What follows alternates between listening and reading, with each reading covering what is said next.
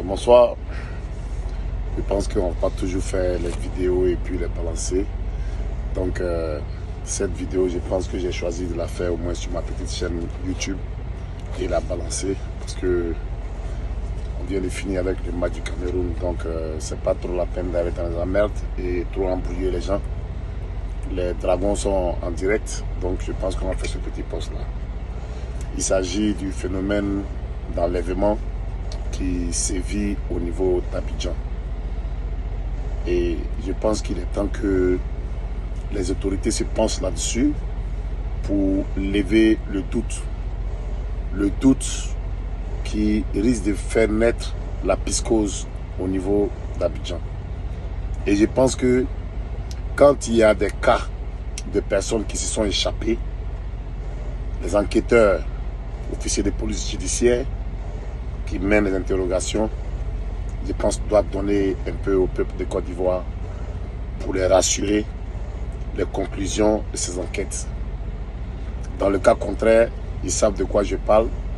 Quand on fait une enquête, il faut aller dans la profondeur. Il faut approfondir les enquêtes afin de donner souvent les résultats ou bien de permettre aux services de l'État compétents pour faire des communications et permettre à tout un chacun de rester tranquille et vaquer à ses occupations.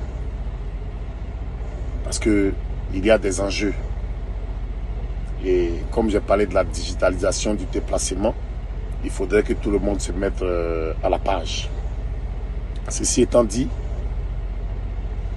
j'ai exprimé des doutes face au récit de cette jeune fille.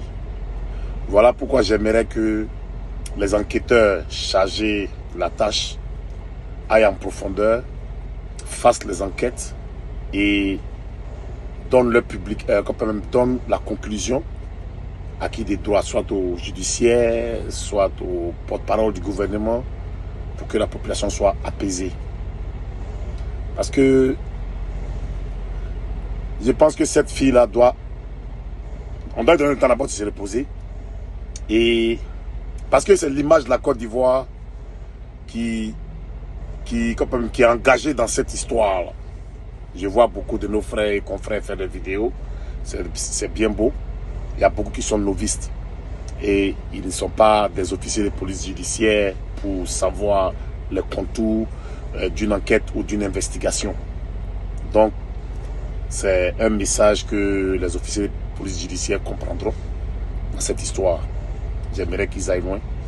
Mais ce que j'aimerais expliquer un peu aux profanes, pourquoi j'ai des doutes, parce que déjà, même si tu es aussi pressé que ça, quand tu arrêtes un véhicule, quand tu arrêtes un taxi, tu ne peux pas t'engager. La première des choses, le taxi qu'elle a arrêté, serait-ce un taxi de ville ou un taxi compteur? Si c'est un taxi compteur, en ce moment, elle devait être la seule passagère à l'intérieur de ce taxi-là. C'est de un. De deux, elle n'a pas précisé le type de taxi. Soit c'est un taxi compteur ou bien c'est un VTC. Ça aussi, il faudrait qu'il y ait une conclusion par rapport à ça. Donc, comme je le dis, il sera difficile pour un chauffeur de conduire en même temps et lui passer quelque chose pour la faire endormir. Donc ça, il y a un peu le doute là-dessus. Maintenant, dans le récit qu'elle a donné, peut-être que c'est pour nécessité d'enquête, mais je pense que nous avons des caméras de surveillance. Voilà pourquoi on a toujours demandé aux gens de ne pas casser les caméras de surveillance. C'est très important pour les enquêtes. Nous avons les caméras de surveillance au niveau d'Abidjan. Et elle nous a parlé d'un taxi climatisé. Donc, quelque part, il est écrit quelque part sur le taxi climatisé. Sur la portière avant, portière arrière, le coffre, le capot. Ces indications-là pourraient permettre d'approfondir les enquêtes et mettre le grappin sur, je pense, enlèvement il y a, permettre aux gens de renforcer les enquêtes afin de trouver les auteurs de cette procédure. Son récit est tellement limpide que pour moi il est un peu vague et vide. Parce que quelque part, quand tu subis des événements, je pense qu'il y a un peu la panique. Les OPJ savent de quoi je parle. Il y a des mots, quand tu fais un récit, il y a des mots que tu oublies. En tout cas, il y a beaucoup de choses qui doivent en principe être dans un carnaval. Et 4 personnes qui disparaissent, ce n'est pas 2 personnes, ce n'est pas une personne. Je pense qu'elle a donné une définition d'une zone bien donnée. C'est vrai qu'ils peuvent avoir des enlèvements au niveau de toute la Côte d'Ivoire.